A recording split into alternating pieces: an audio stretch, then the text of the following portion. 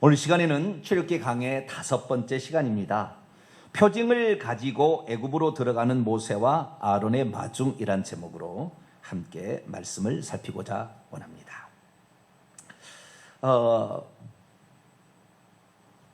하나님의 역사는 여러 사람을 가지고 집단을 가지고 하지 아니하고요, 한 사람 준비해서 합니다. 여러 사람의 마음을 하나로 맞추기가 쉽지 않은 것 같아요. 그래서 한 사람을 들어 쓰는 거예요.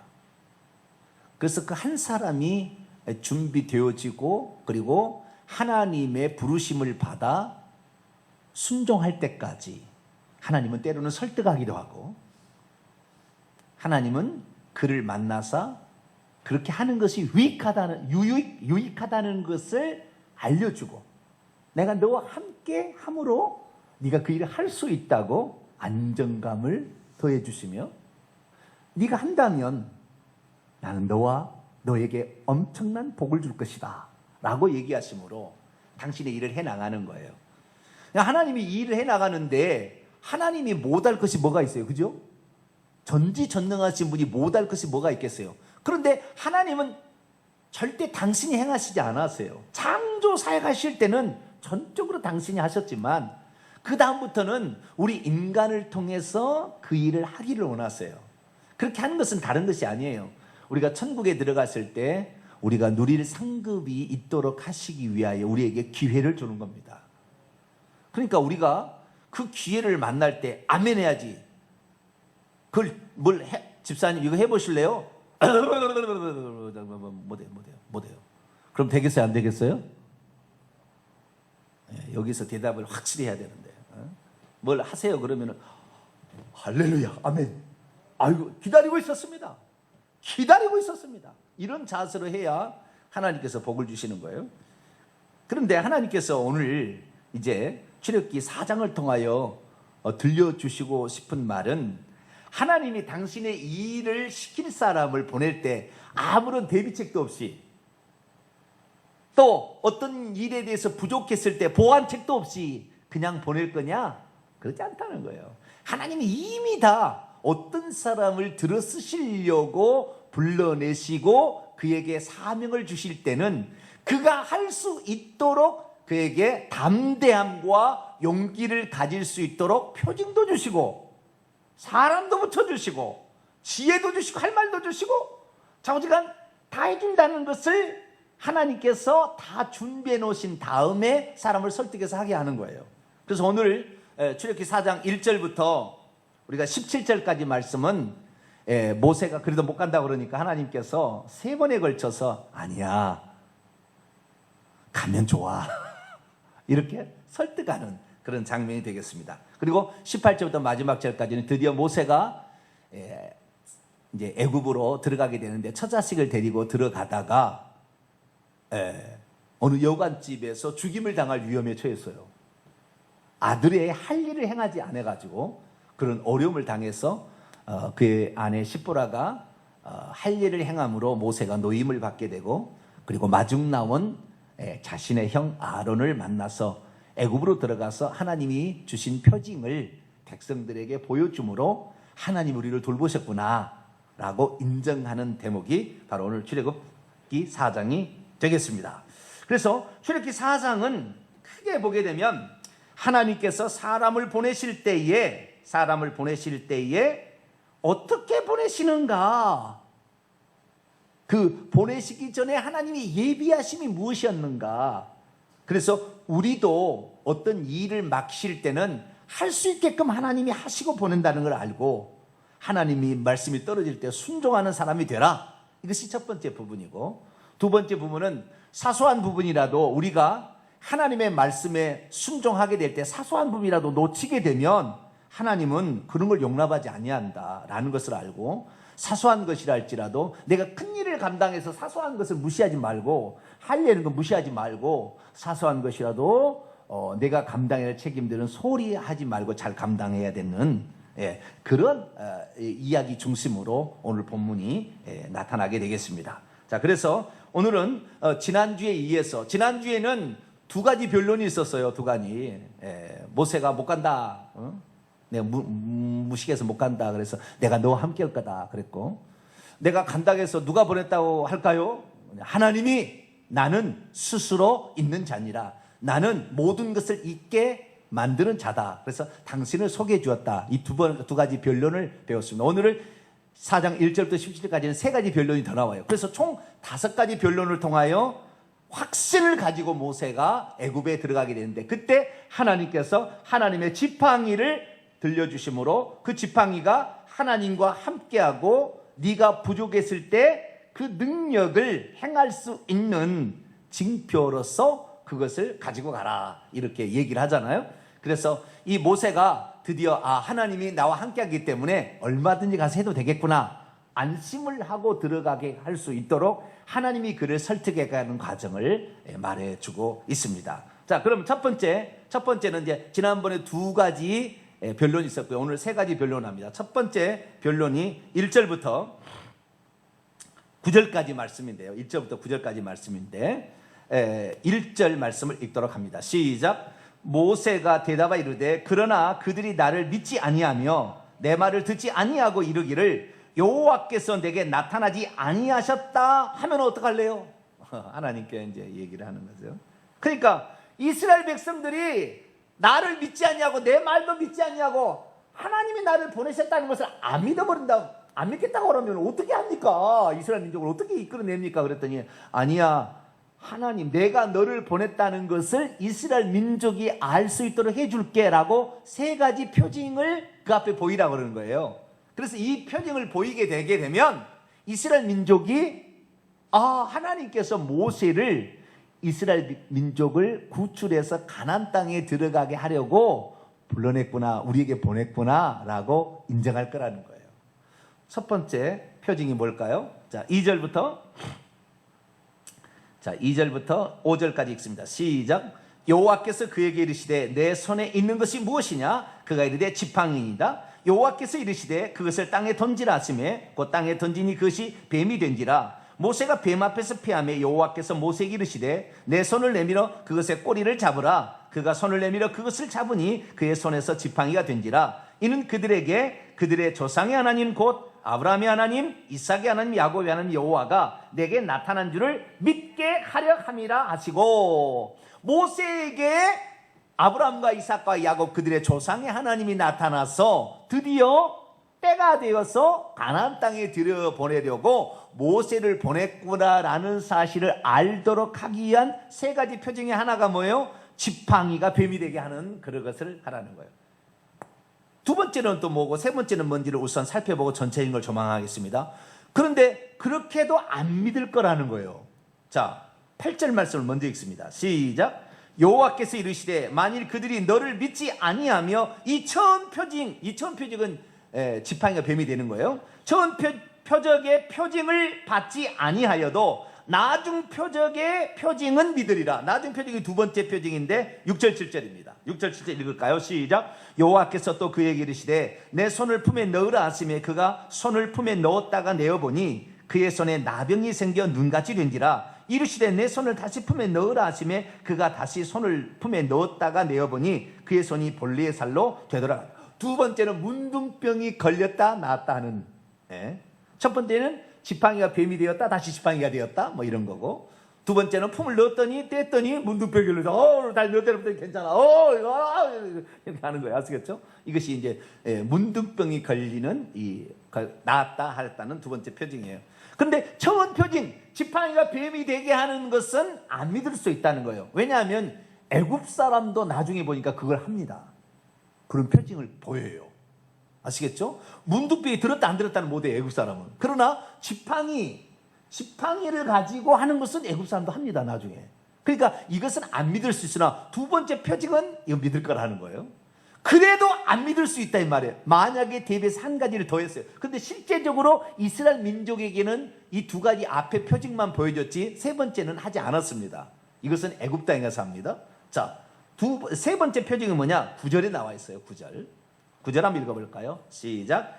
그들이 이 2 이적을 믿지 아니하며 내 말을 듣지 아니하거든 너는 나일강 물을 조금 따다가 땅에 부으라. 내가 떠온 나일강 물이 땅에서 피가 되리라. 세 번째는 나일 강물을 땅에 쏟아서 피가 되게 하는 기적, 이적을 행하라. 이 세 가지를 했는데 이스라엘 민족 앞에 가서는 두 가지만 했어요. 앞에 두 가지. 땅에다가 물을 쏟는 것은 안 했습니다. 아시겠죠? 두 가지만 해도 믿었어요. 아시겠죠? 두 가지도 믿었어요. 자, 그러면 첫 번째 표징, 지팡이 표징, 두 번째 문둥이 표징, 세 번째 피 표징, 이 세 가지 표징의 의미가 무엇이고 왜 하나님께서는 그렇게 하게 하시는가에 대해서 잠깐 살펴보도록 하죠. 첫 번째, 지팡이. 하나님은 모세와 함께하고 모세를 보냈다라는 것을 이스라엘 백성들이 알도록 하기 위한 첫 번째 표징으로 지팡이를 던져서 뱀이 되게 하고 다시 지팡이의 꼬리를 잡으면 지팡이가 되는 이런 표적을 하게 했을까요? 그것은 모세가 지금 있는 현장에서 들고 있는 것이 뭐요? 지팡이뿐이잖아요. 그렇죠? 그 다음에 두 번째는 손을 넣었다 빼보라고 그랬어요. 손은 자기가 가지고 있잖아요, 지금. 그렇죠? 뭐 다른 데서 열심히 뭐 하는 게 아니라고요. 내가 지금 가지고 있는 거잖아요. 손도 그렇고 지팡이도 그렇죠. 그렇죠? 내가 지금 사용하고 있는 그거예요. 아시겠죠? 내가 사용하고 있는. 하나님께서 우리 자신에게 어떤 일을 시키게 될 때 너가 없는 걸 하라고 하진 않아요. 너가 가지고 있지 않은 것을 가지고 하라고 시키지 않아요. 그건 못한다고 할 거니까 처음부터. 자기가 늘 지팡이 쓰던 거예요. 이것으로 양떼 인도했어요. 소떼 인도했다 그 말이죠. 아시겠죠? 이걸로 뱀도 때렸고 곰이나 이런 것도 때렸다 그 말이에요. 아시겠죠? 예? 이걸로 쳐다 써온 거예요. 이것이 열심히 써온 거예요. 열심히 써온 것을 쓰는 거예요. 마찬가지예요. 하나님께서 우리에게 쓰실 때 전혀 할 수 없는 것을 하라고 하지 않아요. 우리가 가지고 있는 것을 하나님께 드리게 되면 그것을 뻥튀기 하셔서 하나님이 능력의 지팡이로 써버리는 거예요. 할렐루야. 그냥 우리는 작은 걸 드리지만 우리 없던 것이 아니에요. 우리가 가지고 있는 것. 여러분, 여러분의 삶 속에 여러분이 잘하는 것을 소중하게 여기게 되기를 축원합니다. 여러분이 가지고 있는 그것이 다른 것보다 다른 사람보다 더 잘할 수 있는 어떤 영역이 있는데 하나님은 그것을 통하여 하나님께 드리게 되면 하나님은 그것을 더 크게 하나님이 함께하는 상징물로 그것을 들어 쓰심으로 우리의 능력을 초월한 다른 일들을 할 수 있도록 하신다 그 말이에요. 우리 집의 가문은 학구파입니다. 에카데믹이에요. 아카데믹합니다. 저희 집이 공부를 그래도 하려고 하는 학자풍이에요. 그러니까 제가 이렇게 성경 말씀을 다른 사람보다는 은혜스럽게 무슨 예화를 들어가지고 눈물 폭 빼나요. 어떤 데 가면은 얼마나 유머를 잘하는지, 유머를 잘해가지고 엄청 또 사람을 또 웃깁니다. 그래가지고 사람을 사로잡아서 말씀으로 끌고 가요. 근데 저는 유머를 할 줄을 몰라요. 예전에 제가 유머를 썼더니 얼마나 우리 성도들이 많이 웃었는지 몰라요. 일부러 찾아서 그렇게 했는데, 유머는 절대 피가 되고 살이 되지 않아요. 당시에만 살짝 짚고 넘어간 거예요. 그것은 내 영혼에 문제가 생길 때 아무런 도움을 안 주는 거예요. 하나님의 말씀이 주는 거죠. 할렐루야. 그래서 저는 이제 말씀만 풀어서 설명해도 시간이 없어요. 말씀만 풀어도 엄청나게 풀 게 많아요. 그런데 이렇게 학구적이 되게 되는 것은 뭐냐? 그것은 제가 조상 대대로 물려준 핏줄이 그 혈통의 그런 유전자가 있는 거예요. 그래서 이렇게 성경을 연구하고 성경에 나와 있는 진리들을 분별해서 가르쳐주는 그 분별력의 은사가 우리 조상 대대로 있는 어떤 혈통적인 특징입니다. 그래서 하나님께서 그렇게 쓰시는 거예요. 할렐루야. 하나님이 너를 쓰고 싶다 그러는데 공부하기 진짜 싫어. 나는 다른 건 다 해도 공부는 안 된대. 공부는 싫어. 머리가 복잡해. 이 일을 시키려면 차라리 하루 종일 하겠어. 그런 사람이 있다 이 말이에요. 그런 사람들에게는 이렇게 성경을 연구하라고 그러면 못 된다 그 말이에요. 안 된다 그 말이에요. 아시겠죠? 그게 가능한 것은 뭐냐? 그래서 모든 사람들은 자기가 잘할 수 있는 영역이 있어요. 그런데 그것을 하나님께 드리게 되면 하나님은 엄청나게 그것을 뻥튀기 해서 쓰시는 거예요. 그래서 이 지팡이가 어떤 지팡이였어요?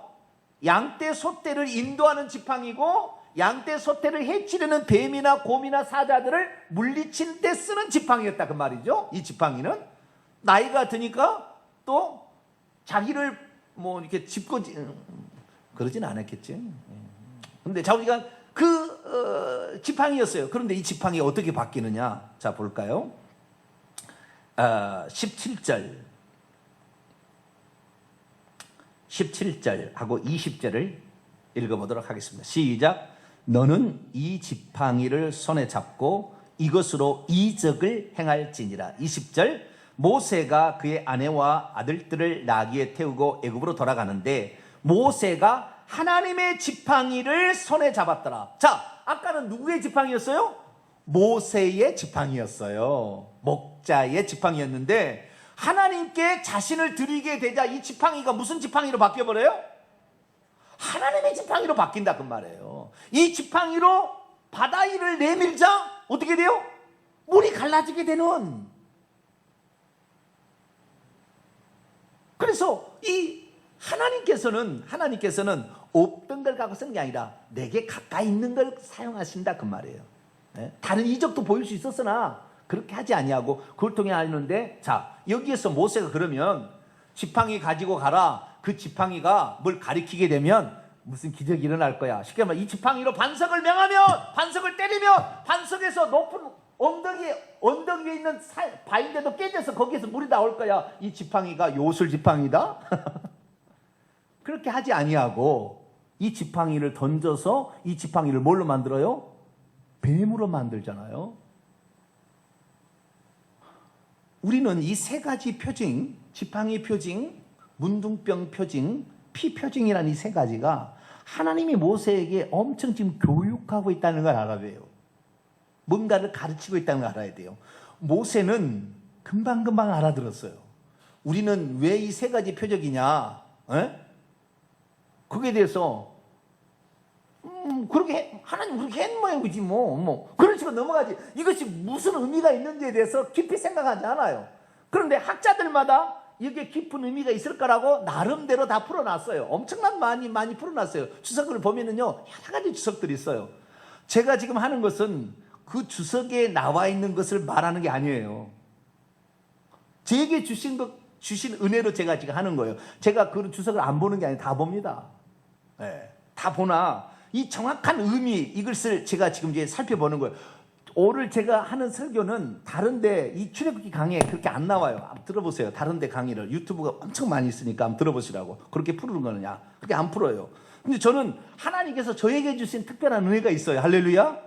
신학자가 다 똑똑한 사람도 많이 있어요. 그들도 옳은 말을 합니다. 그러나 그들의 말이 전적으로 옳다고 말할 수는 없어요. 아시겠죠? 하나님께서 지금도 얼마든지 당신이 이 말씀을 기록하게 한 이유를 깨닫게 하신다 그 말이에요. 깨닫게 한다 그 말이에요. 그런데 간단한 거예요. 첫 번째, 두 번째는 뭐예요? 뭘 있는 거 아니고 네가 가지고 있는 거 그것 가지고 하나님 쓰겠다 그 말이에요. 아시겠죠? 그러니까 우리가 할 수 있고 해나가고 있는 것을 항상 소중하게 여기시라 그 말이에요. 내가 요리를 잘한다 소중하게 여기시라 그 말이에요. 이것이 하나님은 그걸 들었어서 단체를 먹이고 하나님의 종들을 먹여서 큰일을 하게 한다 그 말이죠. 내가 없던 것을 뭘 하라 그게 아니라 그 말이에요. 내가 할 수 있는 그것을 하나님께 드리게 되면 그것이 내 개인적인 지팡이에서 하나님의 지팡이로 바뀌어서 하나님의 교회를 살리고 하나님의 나라를 위하여 일할 수 있는 것이 된다. 할렐루야. 그렇게 된다. 그런데 이 지팡이를 하나님께서 뭐 가리키라 뭐 해라. 예를 들어서 네가 그걸 가리키면 거기서 불이 팍 나온다. 그렇게 한 게 아니라 이 지팡이를 뱀이 되게 한 이유가 있을 거라 그 말이에요. 아시겠죠? 뱀만이 아니고 지팡이를 던졌는데 다른 것이 될 수도 있잖아요. 지렁이가 될 수도 있는 일이고 하여간 뭐 다른 것이 될 수 있잖아요. 그런데 왜 뱀이 됐냐 그거죠. 이 뱀이라는 단어를 히브리어 원문을 보게 되면 나하시라고 되어 있어요. 나하시는 뭐냐? 창세기 3장에 나와 있는 뱀이에요. 창세기 3장에 아담과 하와를 꾀기러 왔던 그 뱀 있잖아요. 그것이 나하시라고 되어 있어요. 그 나시 날이 있다. 그러니까 창세기 3장에 있는 그 뱀하고 똑같은 뱀인 것 같아요. 자, 여기에서 모세는 엄청난 것을 깨달을 수 있었을 거예요. 자, 모세의 손에 있을 때는 이 지팡이지만 모세의 손을 떠나면 어떻게 되는 거예요?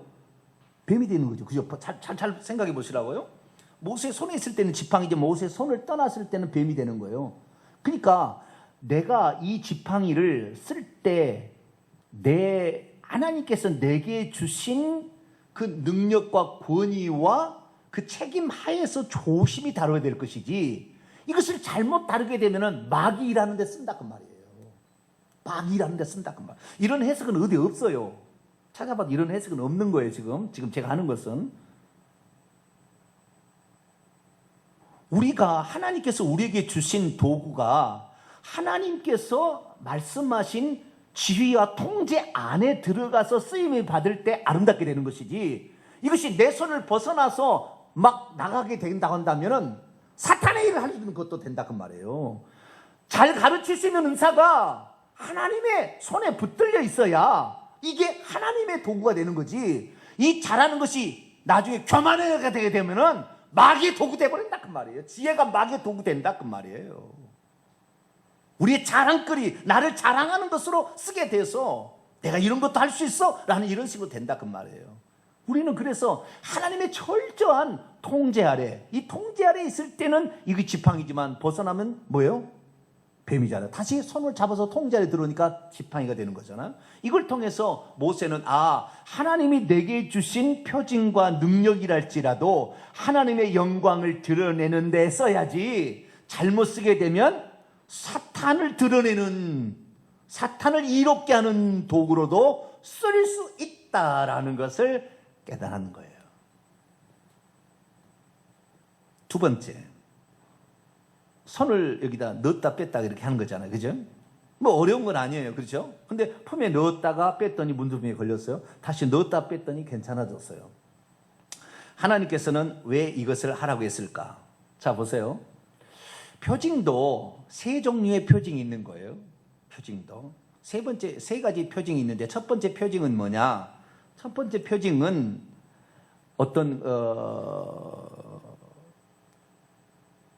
두 번째 표징을 먼저 봅시다. 문둥병이 걸렸다. 문둥병은 이스라엘 백성들이 아주 저주스럽게 여기는 병입니다. 그래서 윗입술을 가리고 부정하다 나한테 가까이 오지 마라 이렇게 하는, 그 문둥병이 저주받은 병이에요. 저주받은 병인데, 이 저주받은 병이 고쳤다, 다시 생살이 되었다, 병이 들었다 나았다는 거 뭐예요? 이것은 어떤 것이 잘못되어져서 문둥병이 들었다 할지라도 다시 고침을 받을 수 있다 그런 거예요. 근데 세 번째, 나일강 물을 땅에다가 붓게 되면은 뭐가 된다고 그랬죠? 피가 된다고 했죠. 근데 피는 다시 원물로 복귀가 돼야 안 돼요? 안 되는 거예요. 아시겠죠? 안 되는 거예요. 첫 번째 것은 누구의 장중에 있느냐에 따라서 하나님의 도구가 되기도 하고 사탄의 도구가 된다는 표징의 특징이 있다면, 두 번째는 이 표징은 이것이 하나님의 말씀 안에 있게 되면 이것이 나쁜 쪽으로 징계로 도구로도 사용이 되지만 하나님 말씀에 순종할 때는 다시 회복도 된다 그러는 거예요. 이것이 너가 나에게 쓰임을 받다가 네가 잘못했을 때 너 문둥병 들 수 있어. 저주받은 병이 걸릴 수 있으나 네가 다시 회개하고 순종하면 다시 고침받을 수도 있어. 그 말이에요. 그래서 첫 번째는 조심히 사용해야 된다 그런다면, 두 번째는 네가 실수했을 때 회개한다면, 다시 하나님 말씀에 순종한다면 회복될 수도 있다는 것을 말해주는 거예요. 세 번째는 물을 땅에 붓게 되는데 피가 되는 것을 회복이 불능입니다. 이건 심판을 상징하는 거예요. 심판, 아시겠죠? 심판을 상징해서 더 이상 불가역적인, 우리가 북한하고 비핵화를 불가역적인, 다시 이렇게 번복이 안 되게끔 하는 것인데요. 심판으로서 표적도 있어요. 표적이 세 종류라는 거예요. 표징으로서의 표적과 회복 가능성으로서의 표적과 심판으로서의 표징이라는 세 가지 표징이 있다는 겁니다. 모세, 너는 이것을 잘 알고 표적을 해야 되지, 그렇지 않게 된다고 한다면 너는 첫 번째 사탄의 도구 될 수 있고, 두 번째 너는 징계를 받아서 병에 걸릴 수 있고, 세 번째 너는 심판을 받아서 영영 지옥에 떨어질 수 있어. 조심해. 이걸 딱 해준 거예요. 근데 사람들이 어떤 능력이나 이런 걸 받게 되면은 조심해 이거예요. 아니면 봐. 여러분, 주의 종이 능력이 없는 것도 괜찮은 것 같아요. 너무 능력이 많으면 이것이 세 가지의 안 좋은 쪽으로 가버려요. 표징이. 아시겠죠? 안 좋은 쪽으로 가버려요.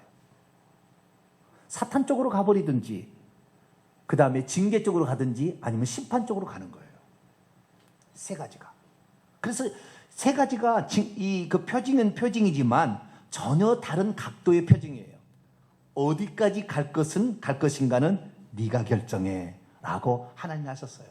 그래서 내가 하나님의 손에 붙들려 있으면 지팡이가 하나님의 지팡이가 될 것이고, 내가 병들어도 다시 하나님의 손에 다시 돌아서 회개하고 말씀을 순종하면 고쳐질 것이고, 심판을 안 받는다 라는 사실을 알고 이 표적을 가지고 애굽으로 들어간 줄로 믿습니다. 그래서 모세는 하나님이 나와 함께하는 표징으로서 세 가지를 줬구나, 나쁜 쪽은 가지 말아야지 라고 일평생에 조심했어요. 일평생에 조심했어요. 그러니까 모세는 하나님을 두렵고 떨림으로 섬깁니다. 두렵고 떨림으로 섬겨요. 우리에게도 그게 필요합니다. 특히 앞장선 일꾼들은 더 그렇습니다. 우리는 우리에게 주어진 일을 권력 남용하라고 그 자리 준 거 아니다 이 말이에요. 그거 남을 괴롭히라고 주는 게 아니에요. 남 위에 군림하라고 주는 자리가 아닙니다. 어떤 우리에게 직분을 주었을 때는 그것을 통하여 하나님의 일을 하라고, 할렐루야, 고리라고 주었다는 걸 알고, 우리 딴 데 있지 않다니까요. 내가 잘할 수 있는 거, 내가 가까이 있는 거, 내가 가지고 있는 그거예요. 그것을 하나님을 위해서 기꺼이 그 권위와 통제 아래에서 사용할 수 있는 저와 여러분 되시기를 축원합니다. 세 번째 변론이 끝났습니다. 네 번째 변론입니다. 10절. 저는 이 모세가요, 이렇게 다섯 번째까지 변론을 하는 걸 보고 어떤 사람들은, 주석들은 대부분 그래요. 모세가 참 믿음이 없네. 하나님이 그 정도로 표징까지 세 번째 정도, 3-4번 정도 하면은 그냥 믿고 갈 것이지, 또 안 된다고 핑계를 대네. 믿음 없는 놈이네. 이렇게 얘기를 많이 주석을 하더라고요. 근데 저는 그렇게 보지 않습니다. 물론 없다고 할 수는 없겠지만 저는 다르게 봅니다. 자, 네 번째, 다섯 번째 변론을 보도록 합시다. 못 가겠다 그 말이에요. 그 말을 하는 거예요. 그냥 하나님하고 대화를 하는 겁니다. 자, 10절입니다.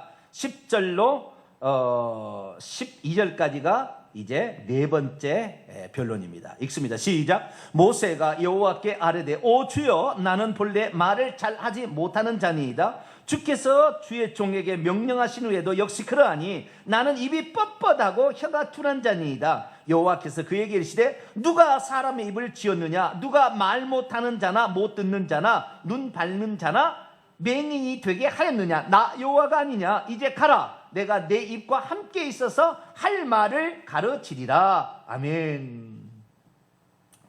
모세가 처음에 그랬잖아요. 변론할 때, 내가 누구에게 바로에 가며 이스라엘 자손을 애굽에서 인도하여 내니까, 아니야, 내가 너와 함께 할 거야. 너 혼자 버리는 게 아니야.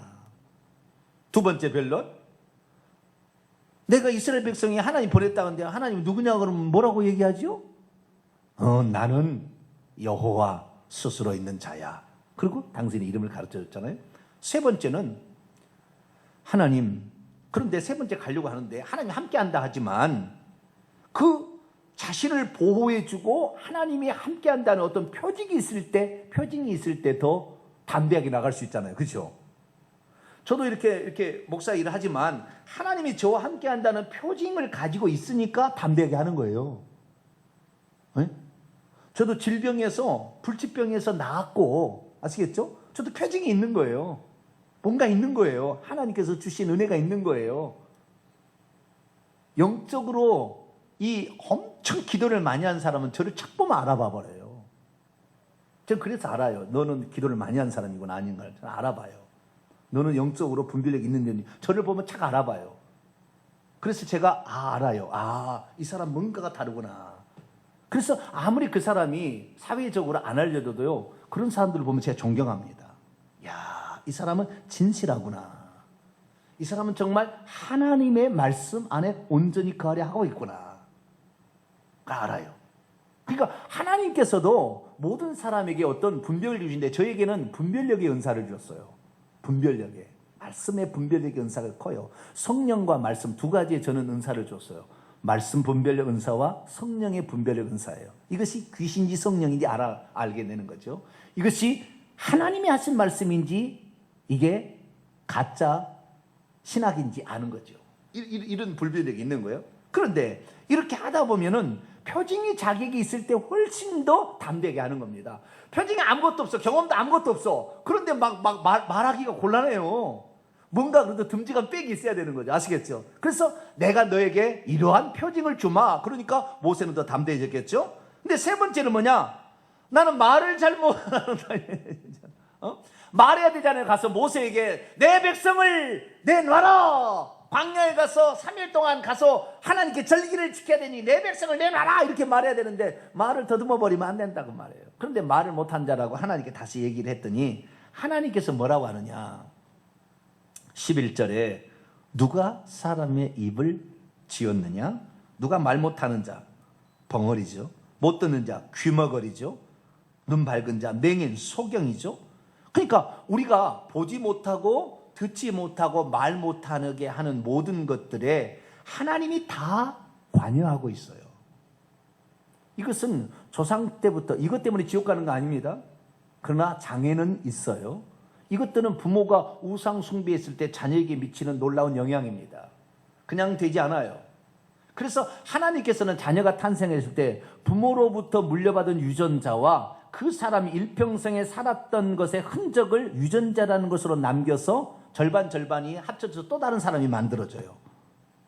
또 다른 사람이 만들어져요. 그러니까 이 내 자식을 통해서 나를 볼 줄 알아야 돼요. 내가 그랬구나. 내가 과거에 그랬구나. 내가 이런 사람이었구나. 알고 잘못된 것이면 날마다 회개해야 되는 거예요.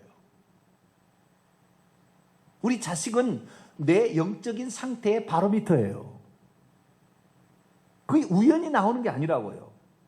그래서 하나님께서 모든 걸 주관하는데 이거 주관하는 것을 그 유전적인 특징을 통하여 자손들에게 이어받도록 했다고 말이에요. 그런데 말 못하는 거 이런 것들도 하나님이 주관하고 있는데 내가 너와 함께 있어서 너에게 말하게 할 거다. 그래서 우리가 가지고 있는 장애 요소도 하나님이 함께하면 얼마든지 극복될 수 있음을 여기서 말해주고 있습니다. 우리가 부모로부터 혹시 잘못된 유전이나 저주라는 걸 물려봤어서도 하나님의 손에 붙들리면 갈라 3장 13절 그리스도께서 우리를 위하여 저주를 받은 바 되사 율법의 저주에서 우리를 속량하셨으니 나무에 달린 자마다 저주 아래 있는 자라 하였습니다 라는 말씀처럼 우리가 예수 그리스도 안에 있으면 우리의 저주나 한계를 뛰어넘는다 그 말이에요. 할렐루야. 여러분 그걸 믿으셔야 돼요. 저한테 너 서울대에 나왔어? 막 이렇게 물어본다면 할 말 없어요. 저도. 그러나 저는 그것 때문에 주눅들지 않아요. 저는 주눅들지 않아요. 하나님께서 들었으면 내 학벌이 중요한 게 아니라는 걸 저는 알아요. 이 하나님이 함께 하시면 놀라운 기적적인 일을 한다는 걸 저는 알아요. 저는 그걸 철저히 믿어버려요. 저는 그걸 믿습니다. 나는 너무나 평범한 사람이에요. 나는 진짜 평범한 IQ입니다. 뛰어난 사람은 아니에요. 정말 저는 공부 잘하는 사람 보면 혀가 내둘러져요. 야, 어떻게 저렇게 공부를 잘하냐. 저는 그 정도 수준은 아니에요. 그러나 하나님의 말씀에 있어서는 전 세계의 그 어떤 신학자보다도 가장 하나님께서 말씀하고 있는 부분을 말할 수 있도록 하나님이 이끌어간다는 걸 저는 믿어요. 제가 그렇다는 것이 아니라 그렇게 할 걸 나는 믿어요. 그래서 오늘보다는 내일이 낫고 내일보다는 모레 앞으로 10년 20년 뒤에 어마어마하게 될 거예요. 저는 그걸 믿어요. 하나님이 하실 거니까. 나의 능력은 한계는 딱 있어요. 그러나 그 한계를 뛰어넘도록 하나님께서 붙잡아 주실 걸 믿는 거죠. 그래서 너는 그걸 믿어야 돼 라고 한 거예요. 그런데도 마지막 5번째로 버틴 겁니다.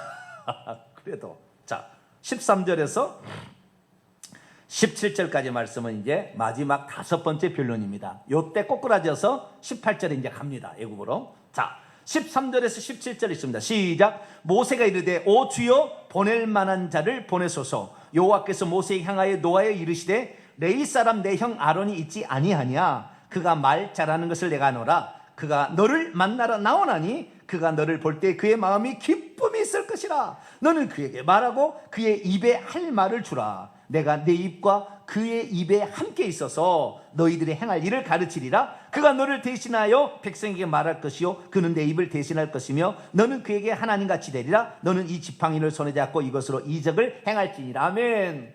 말 못한다니까 그럴 줄 알고 다 대비해놨지. 네 형 말 잘하게 내가 만들어놨지. 그런 거예요. 말 못한다고 너 핑계하지 마라. 내가 너를 들어 쓰려고 했는데 네가 핑계한다고 될 일이 아니라 사람까지도 동역자까지도 미리 준비해놨다 그 말이에요. 우리가 하나님께 쓰임받을 수 있도록 하나님이 우리에게 능력과 지혜도 줄 뿐만 아니라 돕는 사람까지 붙여놨다. 할렐루야. 여러분은 저의 동역자입니다. 그래서 여러분은 천국에 가면 제가 받을 상급도 같이 받을 거예요. 무릇 선지자에게 맹수 한 그 대접받아 그 상을 잃지 아니한다고 그랬다고요. 선지자를 대접하면 선지자가 받을 상급을 받는다고 그랬어요. 예수님이 하신 말씀이에요. 그러니까 나는 주의 종이 아닌데 어떻게 아니에요. 엄청난 복이 기다리고 있습니다. 네? 우리가 형제 자매로 태어나는 것도 그냥이 아니에요. 그 가정에 그 사람을 통하여 온 가족을 예수 믿게 하려고 하나님이 다 배려해 놓은 것이에요. 그것을 알고 가야 돼요. 하나님께서는 그래서요 어떤 사람을 쓰실 때 그 사람이 잡으려고 못하겠다 그러면 알았어 너 아니요. 하나님이 들었을 사람은 핑계할 수 없도록 다 대비를 해놓고 심지어 말 못한다면 말 잘하는 형까지 만들어 놓고 가게 한다 그 말이에요. 그러니 주님이 말씀하실 때는 아멘 그래야 돼요. 할렐루야. 네? 여기 참 13절을 보면 재밌어요. 오 주여 보낼 만한 자를 보내소서. 이사야 6장을 읽어보세요. 누가 나를 위하여 갈 거 그랬더니 뭐요? 이사야는 나를 보내소서 이렇게 얘기하잖아요. 아주 그냥 이사야는 믿음이 확 있는 것 같은데 모세는 믿음이 확 없는 것 같아요. 그죠? 느낌은 그래요. 아시겠죠? 정반대의 말을 하고 있으니까. 그런데 우리가 여기서 깨달을 수 있는 건 뭐냐면 그러니까 모세가 믿음이 없다 그 말이 아니라 모세는 다 확인하고 싶었던 거예요. 하나님이 진정 나와 함께하는 것이냐 아닌 것을 확인하고 싶었던 거예요. 신중하고 있어요 지금.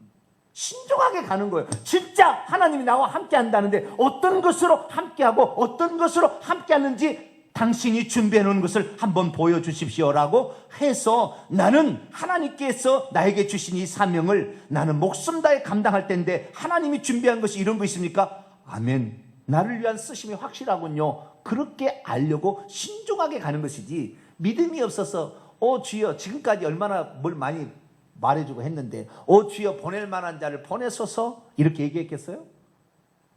하나님 앞에서도 하나님이 얼마나 당신과 함께 할 것인가에 관하여 신중하게 접근하고 있는 모습을 발견하게 됩니다. 표징을 구하는 거 이건 나쁜 게 아니에요.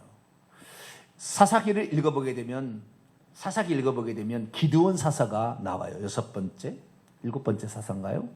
기드온 사사가 나오는데 기드온이 이 미디안 족속이 말이죠. 벌떼처럼 올라와서 므낫세 지파의 땅을 막 먹어 들어갔어요.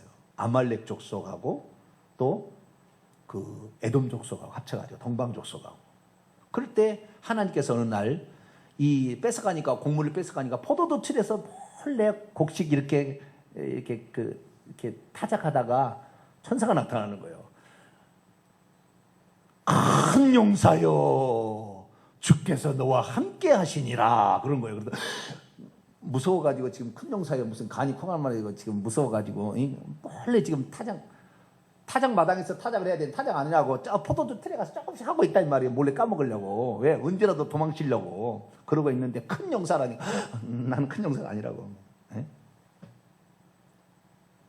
너가 이 민족을 구원할 사사로 선택했는데 미디안 사람을 칠 때 한 사람 치듯 하리라. 그랬더니 나중에 그러는 거예요. 하나님, 그러면 하나님이 진짜 나를 그렇게 쓰시든지 제가 하나님께 부탁을 해도 되겠습니까?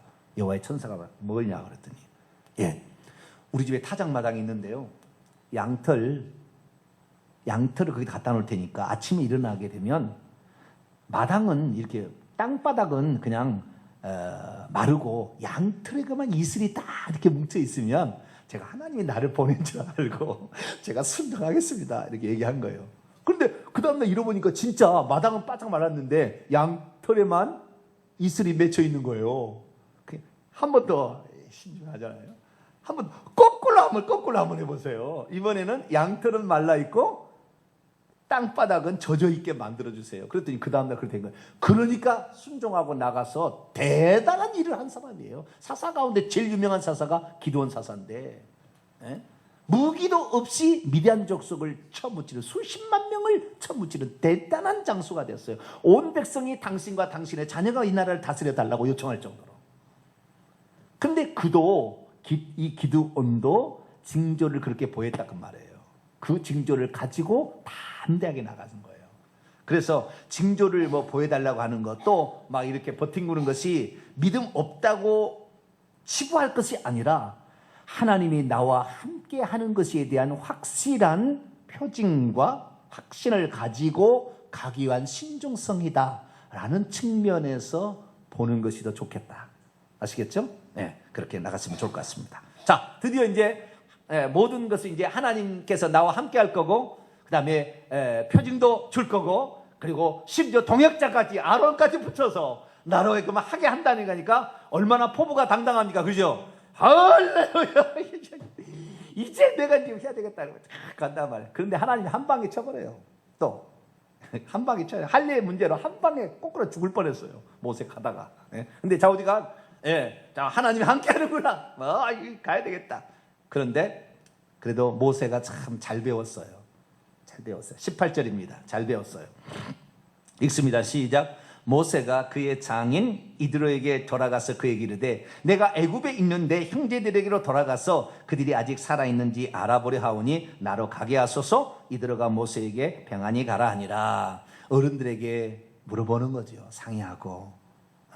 이렇게 참 잘하는 거예요. 이것은 제가 봤을 때. 19절 하나님께서도 말씀하십니다. 시작. 여호와께서 미디안에게 모세에게 이르시되 애굽으로 돌아가라. 네 목숨을 노리던 자가 다 죽었느니라. 사람과 하나님에게 다 허락을 딱 두게 했어요. 사람과 하나님에게. 어떤 사람들은 주의 종이 되는데요, 자기가 하고 싶어 하는 사람도 있어요. 하나님이 허락하지 않았는데. 어떤 사람은 하나님이 허락했는데 사람이 하지 말라고 했다, 어머니가 하지 말라고 했다 아는 사람도 있더라고요. 잘한 것인지 못한 건지는 우리는 둘 다가 오케이가 좋아요. 가장 완벽한 것은 둘 다가 오케이. 하나님도 오케이, 사람도 오케이. 아시겠죠? 너는 당신은 주의 종으로서 추천합니다. 제가요 목사가 된 게요, 제가 되고 싶었던 것도 없잖아, 있겠죠. 그러나 주변의 사람이 얼마나 저를 목회자로 밀어갔는지 몰라요. 몰아갔는지. 아니 그냥 목회 될 수밖에 없었어요. 군대 가서 아예 목회자 일을 해버렸어요. 저는 뭐 신학도 아는 사람인데. 그래서 하나님께 우리가 어떤 일을 할 때 사람 앞에도 인정을 받아야 돼요. 할렐루야. 그리고 하나님께도 인정을 받는 두 가지가 필요합니다. 어느 하나가 부족하면 그 사역이 쉽지는 않더라고요. 쉽지 않아요. 그래서 항상 신중하게, 또는 어떤 것이 안 되면 때를 기다려야 됩니다. 기다려야 되는 거예요. 그래서 가야 됩니다. 자, 이제 드디어 갑니다. 20절. 그래서 모세가 그의 아내와 아들들을 데리고 나귀에 태우고 애굽으로 돌아가는데 모세가 하나님의 지팡이를 손에 잡았죠. 여호와께서 모세에게 말합니다. 내가 애굽으로 돌아갈 때 이거 해야 된다. 이제 가르칩니다. 내가 애굽으로 돌아가면은 내가 내 손에 준 이 이적을, 손에 준 이적이 뭐예요? 지팡이 뱀되게 하고 문둥병이 걸렸다 났다 하는 거죠. 다 행하라. 그러나 내가 그의 마음을, 바로의 마음을 완악하게 한즉 그가 백성을 보내주지 아니하리니 너는 바로의 길을 여호와의 말씀에 이스라엘은 내 아들 장자라 내가 내게 이르기를 내 아들을 보내주어 나를 섬게 하라 해도 내가 보내주기를 거절하니 내가 내 아들 내 장자를 죽이리라 하셨다. 장차 되어질 모든 일까지 끝까지 다 말씀해버려서 하나님. 그렇죠? 애굽으로 돌아가서 이 이적을 바로 앞에 행하게 되고, 근데 바로가 안 보내줄 거다. 완악해서. 그래서 네가 장자를 아끼듯이 나도 장자를 아끼는데 이스라엘 민족은 내가 장자로 여긴다. 근데 네가 무슨 권리로 내 백성 내 장자를 붙잡고 있느냐. 그래서 내놓지 않는다면 네 장자를 쳐서라도 나는 내 장자를 이끌어낼 것이다 라고 하나님께서 모세에게 말했어요. 그래서 하나님께서는 이스라엘 민족을 특별한 민족으로 생각하셨습니다. 왜? 그들은 언약을 지키기 위해서 얼마나 어려움을 많이 겪었는지 몰라요. 그 언약을 후손에게 물려주려고. 그래서 우리는 그 공로는 알아야 돼요. 그래서 하나님께서 오늘날의 이스라엘 민족이 저렇게 메시아를 죽인 잘못된 민족이었지만 그들이 조상들이 한 일이 있기 때문에 하나님께서 중동에 둘러싸이도록 안 망하게 하는 거예요. 좀 은혜가 있는 거예요. 왜? 그들의 조상들이 한 피가 있잖아요. 그 고생이 있잖아요. 그래서 하나님께서는 늘 첫 것을 귀중하게 여기시는데 교회에서도 또는 우리가 어떤 집안에서도 처음 믿는 것이 상당히 중요합니다. 하나님은 첫 것을 매우 귀중하게 여기고요. 첫 것을 건드리는 거 가만 안 놔둬요. 첫 것을 건드리는 거. 그래서 처음 것이 항상 거룩합니다.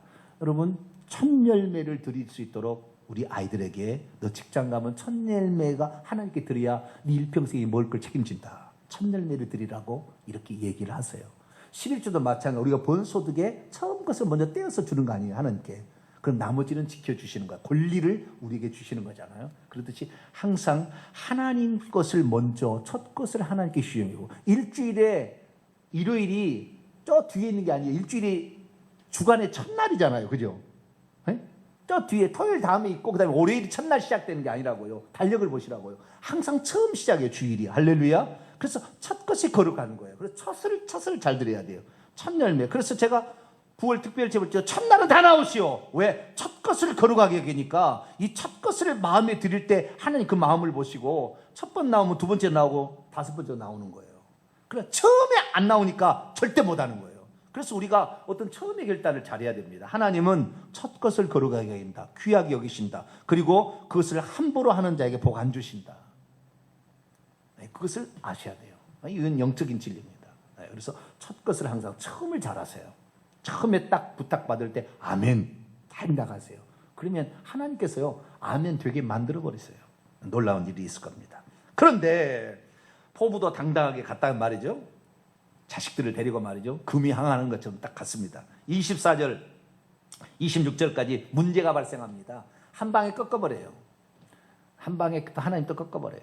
자, 있습니다. 시작. 모세가 길을 가다가 숙소에 이를 때 여호와께서 그를 만나사 그를 죽이려 하신지라 십보라가 돌칼을 가져다가 그의 아들의 포피를 베어 그의 발 앞에 갖다 대며 이르되 당신은 참으로 내게 피난편이로다 하니 여호와께서 그를 놓아주시니라. 그때 십보라가 피난편이라 함은 할례 때문이었더라. 아니 아까는 그렇게까지 설득하며 5번이나 안 간다고 그렇게 하는데 가라고 얼마나 내가 너를 함께 할 거냐고 이렇게 해서 보냈으면 포부도 당당히 갈 것이지 길 가다가 딱 죽여버리려고 그냥. 여러분 모세는 큰 것에 이제 하나님 확신을 들었어요. 하나님이 나를 이스라엘 민족을 애굽에서 이끌어낸 데 쓰신다. 그런데 가정에 소홀했어요. 큰 것을 일을 감당한다면서 작은 것을 하찮게 여긴 거예요. 여기에 지금 하나님께서 모세를 죽이려 하는 것이 이 사건을 보게 되면 아들의 할례인데 그 아들의 할례, 아들이 복수가 아니라 단수입니다. 그러면 모세가 아들들을 데리고 왔다니까 둘을 데리고 갔는데 가서 결혼해가지고 처음에 누구를 낳았죠? 게르솜이라는 타국에서 계길이었다. 게르솜이라는 그 아들을 낳잖아요. 그런데 두 번째 아들을 어디서 낳았다는 말이 없어요. 그런데 아들들을 데리고 갔다고 나와 있어요. 그런데 이렇게 하나님이 모세를 죽이려는데 십보라가 정신없잖아요. 지금 십보라가 지금 정신없잖아요. 모세가 뭐 회개를 하든지 그래야 될 거 아니에요. 한번 생각해 보시라고. 모세가 갑자기 길을 가다가 하나님께서 여관에 들었는데 뭐 하나님이 목을 졸라버렸는지 모르지만 자우디가 막 죽을 위협에 지금 처했다 그 말이에요. 예? 죽을 위협에 처했으면 모세가 주야 잘못했으면 뭐 이래야 될 텐데 모세가 회개 장면 없고 십보라가 남편 살리겠다고 분주하고 지금 돌아다니고 있어요. 십보라가 뭔 책임이 있다 그 말이에요. 지금 이 사건과 18장으로 넘어갑시다.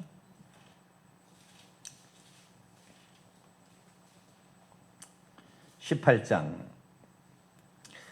이 사건 이후로 모세가 데리고 갔다가 돌려보냅니다. 아시겠죠? 아내와 두 아들을 다시 돌려보내 혼자 갑니다. 아론이 옥에 와서 마중 나와서 아론과 모세 둘이 갑니다. 가식들은 돌려보내고 나중에 시내산에 도착했을 때에 자기의 장인이 딸과 두 아들들 손자를 데리고 그리 옵니다. 이것이 18장이에요. 18장. 그 시내산 바로 앞에 르비딤에 있을 때예요. 시내산 곧 앞에 증명할 때 18장 1절부터 보면은 모세의 장인이며 미디안 제사장 이드로가 하나님 모세에게와 자기 백성 이스라엘이 하신 일 곧 여호와께서 이스라엘 애굽에서 인도해 내신 일을 들으니라. 모세의 장인 이드로가 모세가 돌려보냈던 그의 아내 십보라, 이거 돌려보내는 거, 이 사건 이후로 돌려보내는 거예요. 십보라와 그의 두 아들을 데리고 왔으니 그 하나 이름은 게르솜이라. 이는 모세가 이르기를 내가 이방에서 나그네가 되었다며, 하나 이름은 엘리에셀이라. 이는 내 아버지의 하나님이 나를 도우사 바로의 칼에서 구원하셨다 함이더라. 그런데 5절 모세의 장인이 들어가 모세의 아들들과 그의 아내와 더불어 광야에 들어와서 모세에 이르니 곧 모세가 하나님의 산에 진친 곳 그 시내산 아래 르비딤에 지금 온 거예요. 아시겠죠? 출애굽 후에 이제 이런 일이에요. 돌아가라고 했는데 가족을 데리고 가라고 그랬나요? 대답이 없어요. 지금까지 공부했어요. 없던 말 하는 게 아니라. 처자식 데리고 가라고 했나요? 너한테 가라고 그랬나요? 에? 너한테 가라고 그랬잖아요. 그죠? 너가 가라고. 그런데 모세는 가족을 데리고 갔잖아요. 그죠? 가족을 데리고 갔는데 가족을 데리고 갔으면 가족의 가장으로서 일을 감당했어야 했어요. 학자들은 추정합니다. 저도 그게 맞으라고 생각이 되는데요. 이 둘째 아들을 이 80세 되던 해에 낳은 것 같아요. 엘리에셀을. 그래서 이 아이를 데리고 가는 날짜가 8일째가 넘었어요. 8일째가 됐는데 할 일을 행하지 않은 거예요. 둘째 아들 엘리에셀을. 그래서 9일째 되는 날 하나님 친 것 같아요.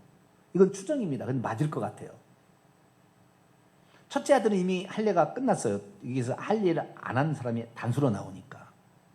둘째 아들을 한데 길을 가다가 할 일을 행해서 아이가 죽을까 봐 엄마가 할 일을 못하게 막은 것 같아요. 그러니까 모세도 엄마가 그러니까 그래 가서 하지 뭐 이렇게 하다가 한 방에 끝나는 거예요. 창세기 이제 시간이 없으면 요약합니다. 창세기 17장 보면 하나님께서 아브라함에게 언약 백성의 표를 네 몸에다가 새겨야 되는데 그것이 할례다. 난지 8일 만에 하라. 모든 남자는 다 그렇게 하라. 만약 그렇지 않으면 끊어지리라. 죽여버린다 그랬단 말이에요. 모세가 죽어야 돼요. 모세가. 그런데 아니 모세가 아니라 그 아들이 죽어야 되는데 아들은 어리기 때문에 여러분 내가 그 얘기하잖아요. 어린 모든 것은 부모의 신앙에 따라간다고. 이 자식이 어렸을 때 죽으면 아버지가 엄마가 미신앙이 있으면 천국 가요. 이 자식이. 천국 가시면 알 거예요. 부모가 믿지 않은 사람 믿지 않는데 이 자식이 기도원사 죽었다 지옥 갑니다. 이 자식은. 이 부모 아직 의지가 없기 때문에 그러는 거예요. 아직 의지가 없으니까 누구의 책임을 묻는 거예요? 모세에게 책임을 묻는 거예요. 근데 모세에게 책임을 묻는데 이 죄를 누구 때문에 지금 할 일 안 한 거예요? 엄마 때문에 안 한 거예요. 느낌이 그래요. 이 본문의 앞뒤를 살펴보게 되면. 그래서 십보라가 당장은 칼을 만들어가지고 부식 어떻게 구했는데 어디서 돌칼을 만들어가지고 아이의 귀리 부분을 잘라서 그 부분을 모세가 지금 누워있는 것 같아요. 모세의 몸에다가 그 피를 묻힙니다. 이렇게 피를 묻혀요. 할 일 행했습니다. 모세요. 할 일 행했습니다. 하나님께서 그걸 보시고 모세를 도와줘요. 우리는 큰 일을 감당한다면서 작은 일은 무시할 수가 있는데 그러면 안 돼요. 작은 일이랄지라도 마땅히 해야 될 일은 해야 됩니다. 할렐루야. 큰 종이라고 큰 목회한다고 성도들 성추행해가지고 지금 감옥에 간 사람이 많아요. 작은 일이라고. 아니에요. 하나님은 죽여버립니다. 그 사람. 죽여버린다니까요. 십보라가 빨리 알아차리고 지혜롭게 일을 처신했어요. 그래서 모세가 죽지 않고 살아나게 됐는데, 여러분, 하나님의 큰 일을 감당한다 해서 작은 일을 무시하면 안 돼요. 세세하게 살필 수 있는 저와 여러분이 되시기를 바랍니다. 그리고 이제 드디어 하나님께서 이제 그 하나님의 27절 보세요. 여호와께서 아론에게 이르시되 광야에 가서 모세를 맞으라 하시매 그가 가서 하나님의 산 호렙산이죠. 그러니까 호렙산으로 집에서 메드바인데요. 메드바에서 집에까지를 하나님 산에 와서 가족을 데리고 오다가 돌려보냈어요. 그리고 하나님의 산으로 아론을 보냅니다. 그래서 아론이 모세를 만나 그에게 입을 맞추니 모세가 여호와께서 자기의 분바에 보내신 모든 말씀과 여호와께서 자기의 명령하신 모든 이적을 아론에게 말해줍니다. 모세 아론이 그래서 돌아갑니다. 애굽으로 돌아가서 이스라엘 자손의 모든 장로들을 모아놓고 아론이 여호와께서 모세에게 이르신 모든 말씀을 중간에 이르리에서 하나님이 이 모세를 보냈습니다 라고 전했습니다. 그리고 그의 백성 앞에서 이적을 행했습니다. 아까 있죠? 지팡이 기적, 문둥병 기적을 행한 겁니다. 백성이 그러자 백성이 믿으며 여호와께서 이스라엘 자손을 찾으시고 그들의 고난을 살피셨다함을 듣고 머리 숙여 경배하였더라. 할렐루야. 하나님께서는 항상 어떤 것을 못할 것 같으면 돕는 동역자들을 붙여줘요. 그때 아시겠죠? 그래서 모세는 이스라엘의 선지자 노릇을 한다면 아론은 대제사장의 노릇을 해서 보완할 수 있도록 해줍니다. 그래서 지도자일수록 명심해야 될 것이 자기 혼자 독불장군이 아니라 협력해서 할 수 있는 지혜도 잘 발휘해야 됩니다. 그래서 여러 사람의 조언을 구하고 심지어 이드로의 조언을 구해서 그대로 천부장, 백부장, 50부장, 10부장 제도를 만들어서 이스라엘 민족을 팔겨놓게 하는 것. 이것은 이드로한테 배운 거예요. 그래서 모세는 참 지혜로웠다. 우리들도 지혜롭게 어떤 하나를 쫙 가르쳐줘도 잘 알아듣고 어른까지 공경할 줄 알고, 때로는 상황에서 하나님께서 그 할 일을 행하지 않은 것 때문이 아니라 이것이 출애굽할 때 처자식이 문제가 될까 봐 하나님께서 건드린 거예요. 그래서 빨리 돌려보내라. 끝나고 와라. 왜? 처자식 문제로 걱정하면 큰 대일을 감당이 어렵다. 그러나 내면으로 들어가면 작은 일이라도 네 가정 일이라도 소리하지 말라. 그런 의미지만, 그래서 하나님의 모든 역사하심은 다 뜻이 있고 벗이 있다. 그래서 하나님께 겸손히 우리가 간구하게 되면 하나님께서 가장 선한 길로 우리를 인도할 줄로 믿습니다. 거룩하신 하나님 감사합니다. 오늘 출애굽기 4장을 통하여 표징과 지팡이, 할례와